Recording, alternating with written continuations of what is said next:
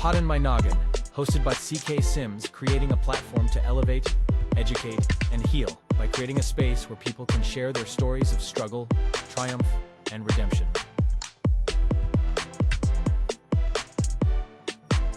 CKS Media. Hello everyone, and welcome back to another episode of Poddin My Noggin. We are approaching the end of season over here, but not without a few more wonderful guests. Today, please enjoy our guest, Nicholas Ruchlewicz. I said it correctly. Perfect. Wonderful. He is a traumatic brain injury survivor and a mental health advocate, here to talk about his story today and the work that he's been doing. Welcome to the show. Thank you very much for having me. I do appreciate it. Of course. I'm excited to have this conversation. Nicholas, take us back, though. I want to go back to who Nicholas was in his younger years. As you might be able to tell behind me, I'm a pretty big nerd, and I was definitely a nerd growing up, and did a lot of read a lot of comics. And back then, I played D&D, and I got made fun of or chased or beat up because I played games like that way back when it wasn't popular. So just this nerdy kid that wanted to be active with something, and always using my imagination in any way, shape, or form. So again, tabletop games, role playing with people. I met friends. I played a lot of roller hockey, some ice hockey. So I was just always trying to, I want to say fit in, but always do something. And again, a lot of imagination, which is why which probably saved me for a lot of different reasons. But so how does a nerd, I'm using the term because you use the term, I don't think there's a negative connotation. There's none for me. I think nerds are great. How does a nerd get, and maybe you just answered this question actually, how does a nerd get from playing D&D to owning a motorcycle? Well, I mean, there's definitely a lot of changes we can all have in those years. So I was in I was in a previous relationship, previous marriage, and I wanted to, and that's where kind of a lot of my major stuff kind of began. And after I separated from them, and when I broke up and got finally divorced, etc., I always wanted to, like, kind of, friends of mine wanted to, they played, they all had motorcycles. They all, so a lot of my coworkers had it. So I was like, oh, great, this is what I want to do as well. I want to kind of get the freedom of being on the road. So I had a bunch of friends that were there with me through a lot of my separation and different stuff with education, with work. And so I wanted to I wanted to actually buy a bike myself. So I had a license for a little over a year. I rode, obviously, in the test course, rode their bikes, and then, stuff, here or there that I could, but I wanted to, buy my own bike. So I got, a big victory was, got rid of this, it was very expensive, separation, divorce. I was like, all right, great. Well, this is my reward. I was going to buy a toy, right? Why don't I buy, what's the worst going to happen? So I bought a bike in November, and I rode it around there before I could accept it, because they had it's a floor model. They were building mine, and the bike was delivered into. So again, I had that lovely separation and divorce, but I had all my stuff was in a storage unit. It was in a separate storage unit there, and that's where my motorcycle was delivered to, because I couldn't take it home. I didn't have any spot in the house yet for it, in the front of my mother's house, where I had to move back. And it just snowed it was delivered on a Sunday. I rode around where they dropped it off at, and then we knew we were going to store it in the storage facility, and then it snowed that Monday. Maybe I got it on Friday, and it snowed that weekend. Nonetheless, I knew I couldn't ride it on the road yet because I was afraid that it was going to get its paint all screwed up. So I would ride around my storage facility, at night, and you could, I'd be there for a few hours riding it back and forth, around in the loop. I didn't want to take it to the main road, blah blah blah, and something happens. Nobody knows what happened. Doesn't really matter what happened. It was a single vehicle motorcycle crash. So if I probably would have gone 10 feet over, I would have just gone right into the road. But wherever I hit a wall. My body laid there for roughly about 4 hours. I was, fortunately, I kind of had, you know, routine. So my dogs were like making a lot of noise and freaking out. My mother was like, "Where's Nicholas at?" My brother's like, "I don't know." So we get this crazy game of telephone tag, and my girlfriend reached out to someone on Facebook, got someone else's phone number, and then they called. Blah blah blah. They came there to the facility, and nothing was wrong. Nothing. Everything looked fine in there. They called the police. The guy I knew, he ended up breaking the gate open, so that way it wasn't breaking and entering. The cops went in there, and then I was in the EMT. I was in the EMT. EMT saw me at 11:21 is when the paramedics showed up to take me to the hospital. So roughly about 4 hours. So 7:31 because I was riding around there for probably an hour and a half or so before, and then last time they saw me go around was at 7:31, and then the paramedics picked me up at 11:22. Holy.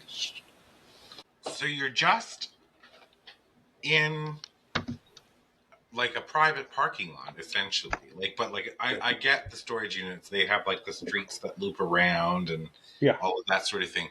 And so you're just doing your thing, enjoying your new bike. You don't remember exactly what happens. It's because you're right. I love that you said that because it isn't important, like exactly what happened. And then you said you're laying there for almost 4 hours. Were you conscious at this time?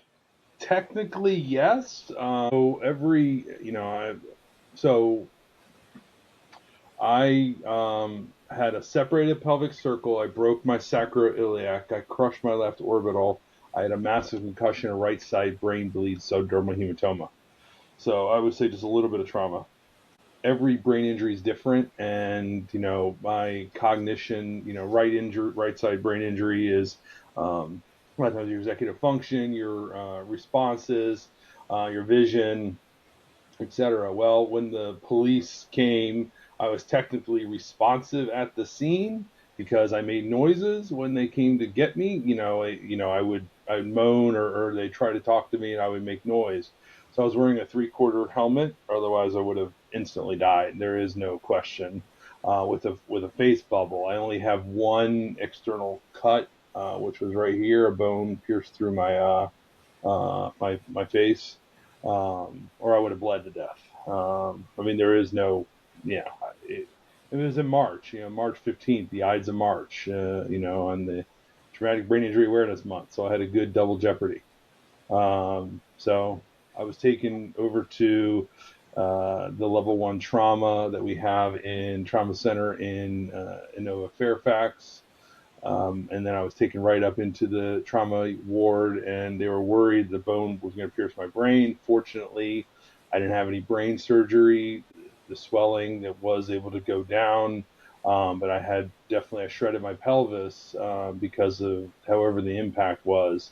So they were worried about that as well. Fortunately, I lost a lot of weight before my trauma, which was good because I probably would have, if I would have torn anything, I would have just bled to death. But we don't need to know how, when, why. It's just it happened. It's crazy too. I think that stuff like that always makes me think and reminds me, and I hope it reminds other people just how fragile life is, right? Like you're just this dude out enjoying your motorcycle, keeping it off the roads in a in a storage unit lot, and something happens, and your whole life is turned upside down. How long do you remember that evening? So I think my memories were of the only memories I can think of. I mean, I do remember going into the unit. I don't know if it was that day or the day before. I do remember getting on the bike. I do remember the ability to ride the bike, understanding how everything. So that all, like, I remember that. I don't know. So they call brain injuries the invisible injury. So Yeah. we don't necessarily know what's there. But I was never in a coma, but I wasn't cognizant at all. So for basically 12 days, where my brain was healing or whatever was going on, I was not aware of anything. So yeah, zero recollection of anything. I had these crazy visions and stuff like that, and that's where it was my brain trying to make sense of things. It was, I thought it was dreams or something. I joked that I thought I was working the entire time. I thought I could bill my company, but I couldn't. And it was great. It was crazy. So my girlfriend, she knew that, I went through a lot, obviously, with my separation, and I had like a very curtailed music station I made, my Pandora station, which was a lot of gothic metal and stuff. So she'd always play my music, and she told me the nurses and the other people in the hospital were like looking like she's crazy because there's this, there's heavy metal playing, and it was interesting. So when I was going through like pain spikes and stuff, our blood pressure would rise up. But when my music goes on, it could literally lower it. So the music actually helped me and helps me now. And, in all the, since I've had tons of conversations with the artists that I enjoyed and where it was. So, yeah, so music definitely helped me kind of, get back. But I do remember, like, at one point I thought I was like, this is pretty cool. I'm in a funeral and they're playing Typo Negative, and I'm like, this is awesome, right? So it was obviously my brain trying to make things kind of make a little bit of sense. Now, so that means throughout that 12-day period, the people who came to see you, you weren't able to communicate in any way, or it was just, but you were awake. I was awake. I would respond like I would say to, a child or a dog, we're going to go eat. We're going to go to dinner. So that's how would get me to eat, or some, just simple commands to do it. Like, I was, right side brain injury, has a lot. So there's left side, negligence, right controls left. So I don't have full feeling on my left side. Um, but I didn't know, no adult male wants to be tied down to a bed. No adult male wants to be told you can't stand up. Well, I fought it the entire time. The one time they didn't tie me down, I ended up, I stood up and I ended up urinating on the floor, but I broke the sutures in my pelvis. So now I have a plate that holds my pelvis together. And then when they didn't tie my hands down, I pulled the staples. So, like, you can probably see from ear to ear. I said the movie Face Off's full of crap. It doesn't work like that because I had to pull my face down. But I would pull the staples out, pull the intubator out. But it's, that's what happens with a brain injury. You are, you're compulsive.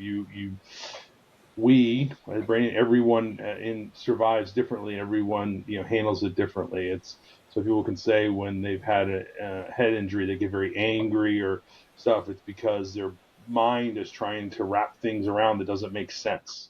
Well, and I would imagine too, like you have your brain injury, which is already bad enough, but like usually when something like a freak accident or something happens out of nowhere, there's an element of shock, which is another brain response.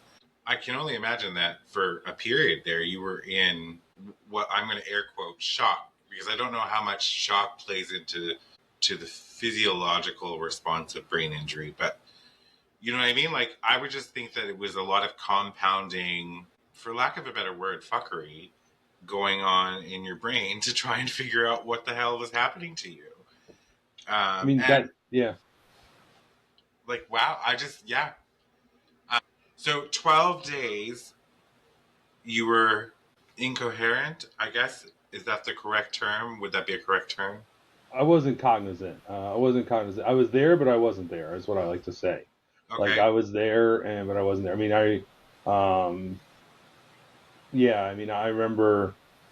I mean, when I became a volunteer later, and I remember going into the hospital, and someone said, "I remember you." I was like, "What do you mean?" I was like, "Oh, I remember you when you were in here," and it like shocked me beyond belief. So people would, people could come to me, and I would maybe respond. I recognize people, I'd recognize names, I'd say their name, or I'd do things that were, but I'd have zero control over or understanding what I was doing. And then Mm. when I woke up, I said I was transferred to. Remember the transport driver was name's Kyle, and I said that's my girlfriend's brother's name, and that's when things started trying to fire up, and then so I went into a new acute rehab hospital. In the trauma unit, they don't keep you until you're 100% because it's a trauma unit. They have to keep you up until you go to the next stage, and so I was into acute rehab where I had to learn how to do everything again. How to relax, calm, be calm, move around, sit up, move my hand, lose my eyes again, you name it. It's you can learn it after 35 years, but then 1 second it could all just change instantly, and I had to really learn how to do things again just from scratch. So, and the reason for that is because the injury causes are like neurons to not fire the same way. Like, how do you? Is there an explanation for that? For that, like if the So so, go ahead. no, I mean, my brain injury. So, right side bleed and swelling. So there was pressure on the brain, which therefore you could have things that might not have full function. So I woke up, my left side kind of just flew around, and the right side of your brain is where how you see, basically how your mind understands what you're seeing. Otherwise, you'd see two of images of all times. That's what I did. I woke up, I saw two. So I had to learn how to use my eyes again and keep them in sync. Just so, because that's again on your right side and left side, I would just kind of move it around, and I had learned how to slowly like learn how to open my eyes again by using my eyebrows or using my hands trying to lift something up and um, it's because of the pressure on the brain is what caused that. And I mean, fortunately, and I still had my appendages, but I mean, unfortunately, I know people that are spinal cord survivors, and pressure on a spinal cord or a sever will immediately that'll paralyze them. And it was a very small chance that I was going to be paralyzed under my from my waist down because of the way they had to screw the SI joint. It was a very small chance it would have potentially severed my lower spine, my L5 and below. But fortunately, it didn't. So I mean, there's no reason to. Yeah. It's it's wild, and I think insane to think that you would have to train your eyes to focus. Like I knew that brain injury was obviously very traumatic, and there's a lot of like repercussions in it. You keep saying it, but it's right. It's different for everybody. But I think we take so many things for granted, right? That like our eyes, like my eyes just work not as well as they did when I was 20. But then you have an injury like that, and then all of a sudden you need to like retrain them to work the same way again. Yeah. And that's like an occupational therapist goal. Like they help you learn how to see and move your hands. But like so for me, the hardest one was speech therapy. So I never lost the ability to speak. Like when I kept hearing speech therapists, what are you talking about? I talk fine. I don't need therapy. And she said, well, no, we want to see if you had any cognitive issues. And I had a hard time. I lost my executive function and I couldn't problem solve. Well, I literally problem solve for a living. Like that's what I do as a manager, as a technical manager. So like losing one of the greatest strengths I had was just, I mean, that's when I think about it, it scares me now. So I mean, I had to learn how to calm down, multitask. I would get worked up very easily when things came in because again, it's just how the right side of our brain operates stuff. I mean, fortunately, you know, um, and every injury is different, but a lot of times people if they can't oh, they can't speak or they can't read. A lot of that is left side. It's just that's the way the brain works. Left side is how we see numbers or how we'll see words. Be able to, aphasia is because of that too. So like that's left side, a lot of that, and it can be right as well. But right is very much executive functions, your vision, and again left side. And every injury is different. If one thing would have been different, everything could have been drastically different. So, and I've worked with many brain injury survivors now, and I've seen, I'm very fortunate about the losses that I have that weren't greater because it could have been so much worse. But it doesn't really matter. It's what it is now. I love that. I love the very in the present sort of thought. We're going to take a quick break. We'll be right back. Partner today with CK Sims and Poddin My Noggin to get in front of an audience that cares. You will be supporting mental health stories, tales of resilience, and uplifting content, aligning your brand with bringing goodness, authenticity, and kindness front and center.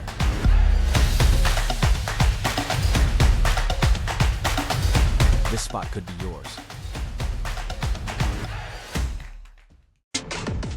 Do you have a story of struggle and resilience? One that you want to share with others and possibly help someone through their own struggles? Find the link in the show description and fill out the guest form today.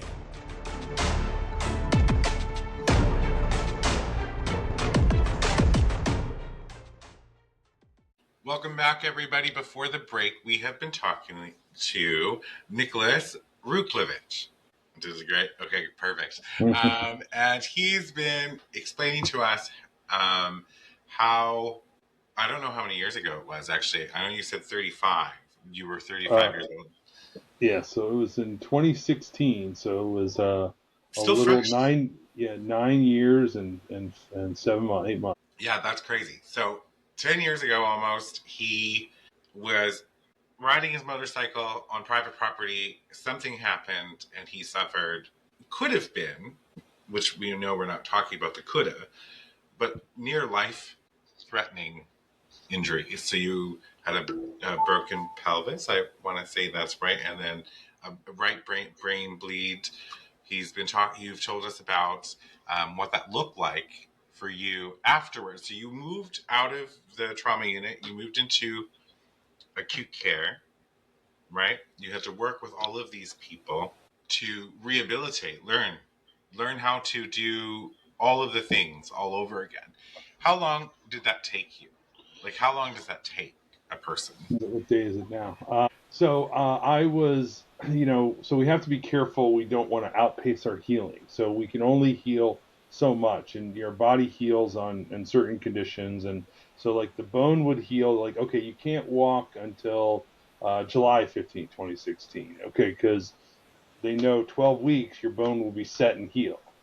I thought I could walk July 15th, and I definitely couldn't walk. It was like the scariest steps I ever took in my life. So, when we go through these injuries or go through, we have to redefine what better is. We have to redefine what it looks like. So I still don't have full feeling on my left side. Sometimes if I do too much, my eyes will drift, and some. It's just that's kind of it is what it is right now. Like I can't ever say it'll change.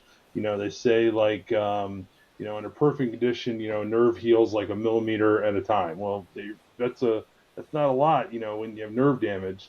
But I was meeting my goals in the hospital. They talk about goals, to do it. And I was able to meet them, and then I was able to be discharged April 15th, 2016. And like I said before, I was in a real rough situation as I was living, renting out my mother's basement. But like the only way there was at a grassy hill. We had to buy a wheelchair ramp, had to pull the handles off the wheelchair to get me in through that little sliding glass door. I had to buy a drop down commode, and I had no access to facilities, anything else. And where I was where I stayed. It was, yeah, so very humiliating with everything. And, in that, acute care for those few weeks, again, it's daily therapy, 3 times a day, occupational speech and physical. And when I was discharged, there wasn't a lot of options for me in home health.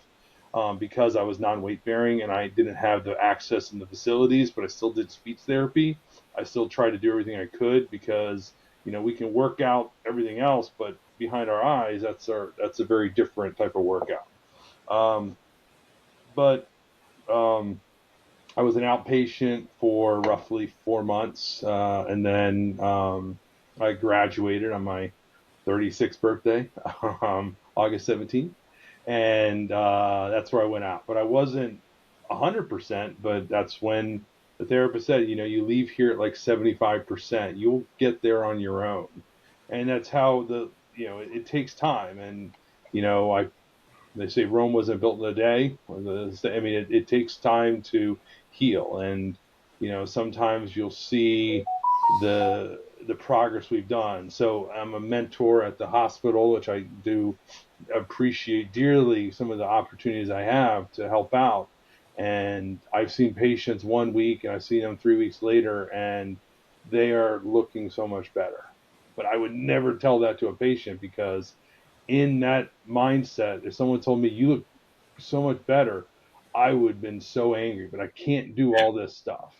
But what I do is I tell them I'm glad they're here, and I'm glad we're here. I'm glad to be part of their team, and they're doing really well for everything there. And it's time's a double-edged sword. It'll happen or it won't. But I promise patience.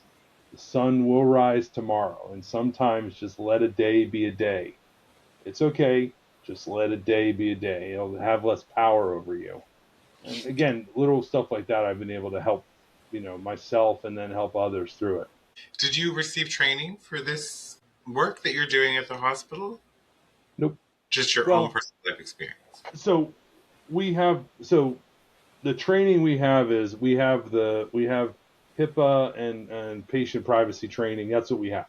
Yeah.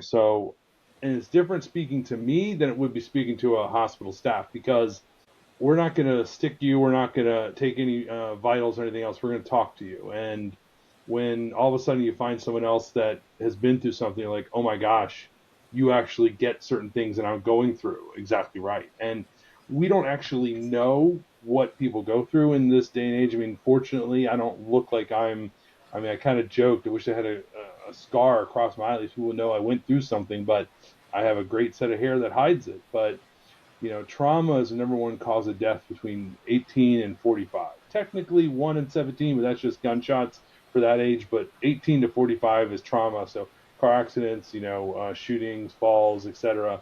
That is trauma. But we don't necessarily know what trauma has touched, who trauma has touched.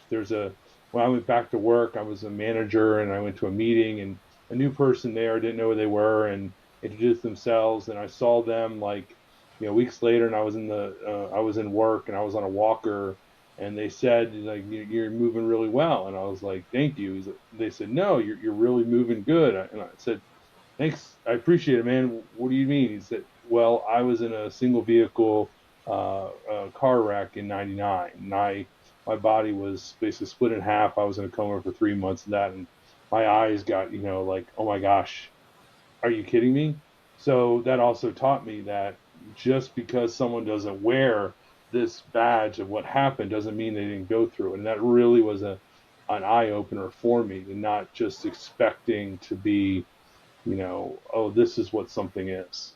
So my question for you is then, were you always, I'm trying to find the right sort of set of words. Were you always this, actually, yeah, were you always this cognizant and of the world and of the layers of people and pain and nuances? Did you always have that? Or did this come as part of your healing journey? I think I was always adjacent to it, but it definitely opened up because of my healing journey. I was always trying to be nice to them. I mean, I covered in tattoos. I wear heavy metal shirts, so I would always try to be the nice guy helping the older lady out, and people like looking at me like weird or So I would like to challenge those stereotypes. So I would always try to help people or just try to be kind or something like that. But my trauma allowed. I told someone the other day. So one of the biggest lies we tell ourselves is we're invisible. you are not invisible. As much as you feel we aren't. And I realized after my trauma, there was a light on me. It was a spotlight. Like, okay, so I could have ran away from it, or I decided, why not me? And let me just challenge it. Let me just push forward and try to do ones for others, because I don't have a lot of value for myself, and I've never had it since then. I mean, that's what people struggle with: anxiety, depression, etc. Um, but I want to try to make someone not feel alone. And one thing that happens when you go through trauma, it is isolating. It is, I mean, brain injuries, especially for me. It was nothing was there. It's just darkness, and then you wake up from darkness. It's, how does that ever be? So I never want someone feeling alone. So I do a mission now to try to make sure people know that there's others out there, that they're seen, that they're heard, that they're encouraged, that they're welcomed. For whatever the case may be, I want to make sure that it's like, nope, I'm here. Like I'm here. Well, if I don't know you, but I'm listening to how you frame things and how you talk about things. And it would seem to me as if you were born and bred to be someone who is supportive of others, like the way you word, and this is me and my goldfish brain, but like it gets very scattered sometimes. But like I'm listening to what you're saying. That's why I asked if you had training, because the way you speak is if you spent 8 to 10 years in university and you learned how to properly articulate things and address matters so that they're very soft, gentle, and supportive. Like there's like a real skill that I'm hearing come through what you are saying today, right? So that's where that came from. I wanted to explain why I asked that question. Well, thank you for that.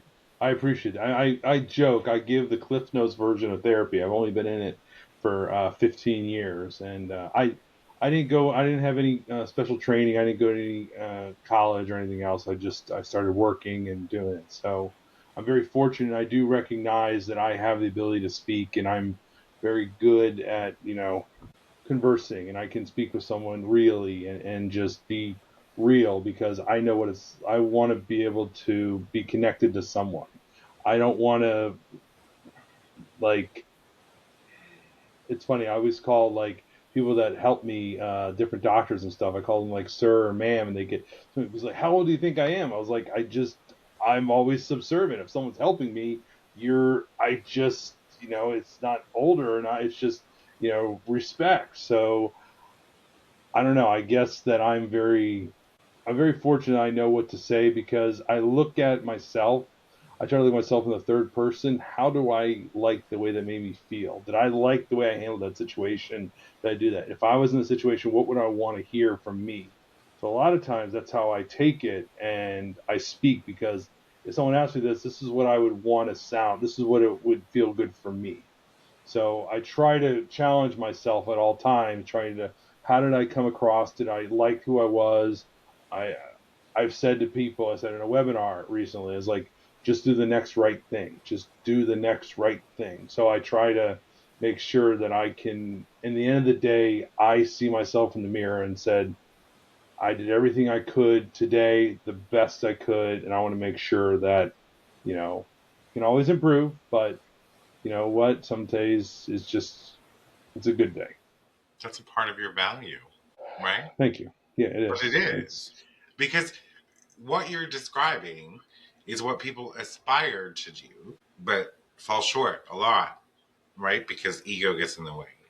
And I mean, I think it's just evident. You had mentioned before, because you said you still struggle with value, right? And a part of your form, you talked about depression and anxiety being a part of your life for a long time. But this was just so that the audience knows and I clarify, the depression and anxiety existed prior to the traumatic brain injury, Correct. correct? So like there's another thing that's already prevalent in your life when this whole situation happens. And yet here you are out changing the world one conversation at a time, impacting people's lives, using your voice, your skills, your knowledge, everything that you have to try and positively impact other people. Like that's that's not usually the route people go first. You know what I mean? Like it takes a while, and I'm not judging anybody because, like we said, everything is different. You had mentioned that, which we can see if anybody's watching. If you look at the shelves in the background, there's a whole lot of figurines back there. So I loosely get D&D. I've never played it. I have had friends play it. I only recently found out really the a loose premise, but it's a campaign that you play sort of thing, and then I'm like, who makes up the rules? And yeah, so one day maybe I'll join a campaign and play D&D. But you had mentioned in your form that not D&D specific. You said tabletop games, Right.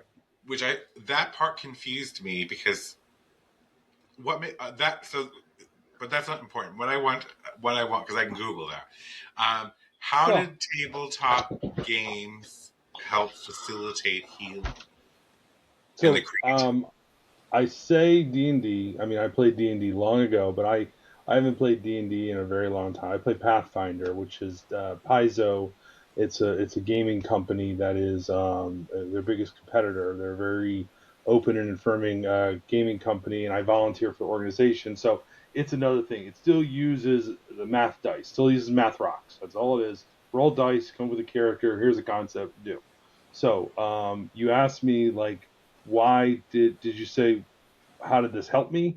Yeah. Um, so, so when I got separated, I was playing, Pathfinder D&D with friends, and I did that. I got separated, and I had to I had to find different. I had to stop going there because it was just it was so far away. It was like a 45-minute drive after work and traffic, so I had to stop playing with these friends, and I still needed to get out and do something. So I tried to start looking for like a local area Pathfinder society. I found these people.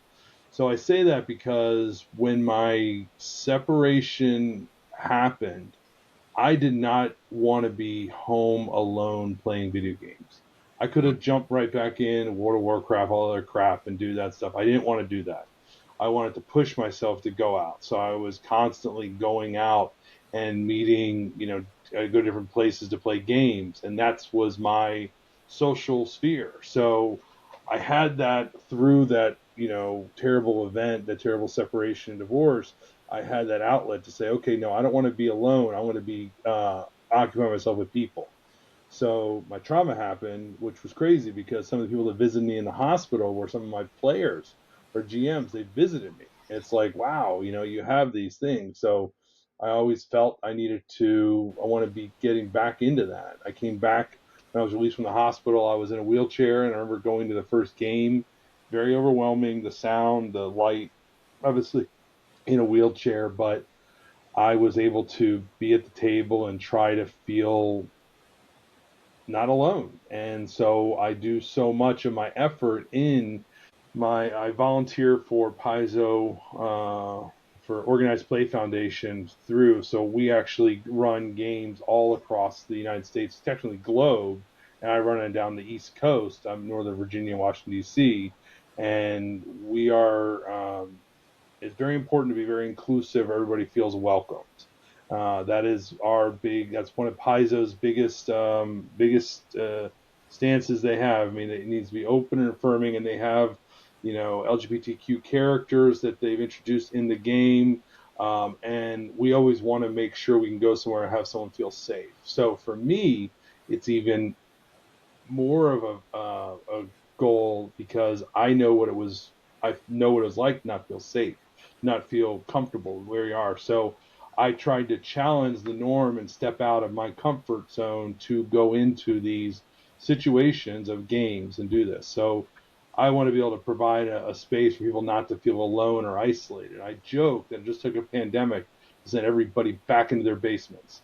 But where I don't choose to play in my basement. It's fine if people don't want to play in public, but for me, it's very much I want to help a an area out. And so with Organized Play Foundation, I literally run games all over. Like I went to see a concert in London in October last year, and I was over there. I was like, oh, you know what? I can play a game. So I played games with some people over there that I know. Same thing. I was in Chattanooga work. I played a game there. I was like, so these like-minded people, wherever I go, is like, let's just do something. And that was something that was really powerful to be able to connect with the community to really help build something pretty neat. And it's definitely led me to a lot of opportunities because I know what it's like to feel nervous, to feel alone in the situation we're in.